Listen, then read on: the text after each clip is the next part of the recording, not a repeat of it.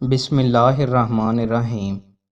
رسول اللہ صلی اللہ علیہ وآلہ وسلم نے ارشاد فرمایا، ہر میت کا عمل مرنے کے بعد ختم کر دیا جاتا ہے سوائے سرحد کی پاسبانی اور حفاظت کرنے والے کے۔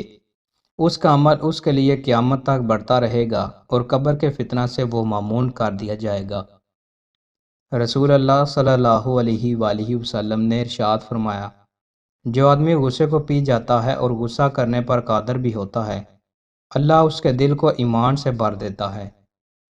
رسول اللہ صلی اللہ علیہ وآلہ وسلم نے ارشاد فرمایا، تم جہاں کہیں بھی ہو اللہ سے ڈرو، گناہ ہو جائے تو اس کے بعد نیکی کر لو، بے شک نیکی گناہ کو مٹا دیتی ہے۔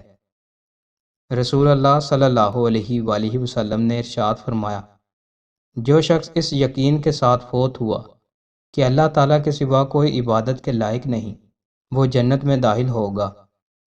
رسول اللہ صلی اللہ علیہ وآلہ وسلم نے ارشاد فرمایا، بے شک لوگوں میں اللہ کے ہاں سب سے زیادہ قریب وہ شخص ہے جو انہیں سلام کہنے میں پہل کرے۔ رسول اللہ صلی اللہ علیہ وآلہ وسلم نے ارشاد فرمایا، میں نے خواب میں دیکھا ایک شخص کا سر پتھر سے کچلا جا رہا تھا۔ پوچھنے پر بتایا گیا یہ وہ حافظ قرآن ہے جس نے قرآن مجید کو چھوڑ دیا اور جو فرض نماز پڑھے بغیر سو جاتا تھا۔ رسول اللہ صلی اللہ علیہ وآلہ وسلم نے ارشاد فرمایا، جو کوئی نجومی کے پاس جائے پھر اس سے کچھ پوچھے تو اس کی 40 رات کی نمازیں قبول نہ ہوں گی۔ رسول اللہ صلی اللہ علیہ وآلہ وسلم نے ارشاد فرمایا، شیطان تمہارے ہر معاملے میں حتیٰ کہ کھانے کے وقت بھی حاضر ہوتا ہے۔ جب تم میں سے کسی سے لقمہ گر جائے تو وہ اسے صاف کر کے کھا لے اور اسے شیطان کے لیے نہ چھوڑے، اور جب فارغ ہو جائے تو اپنی انگلیاں چاٹ لے، کیونکہ وہ نہیں جانتا کہ اس کے کھانے کے کس حصے میں برکت ہے۔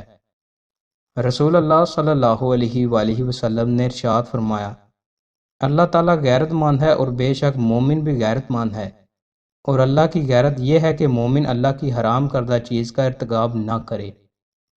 دوستو، مزید اچھی ویڈیوز کے لیے ہمارے چینل کو سبسکرائب لازمی کریں۔ بہت شکریہ۔